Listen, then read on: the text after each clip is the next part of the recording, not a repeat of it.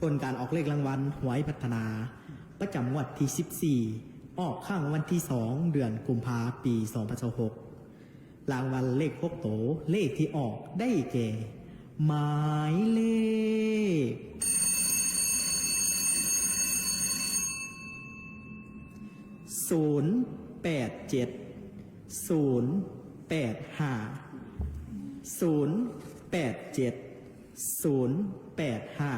เลข5ตัวได้แก่หมายเลข87085เลข4ตัวได้แก่หมายเลข7085เลข3ตัวได้แก่หมายเลข085เลข2ตัวได้แก่หมายเลข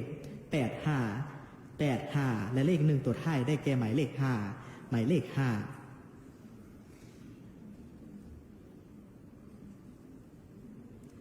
ผลการออกเลขรางวัลหวยเลข6ตัวก็ได้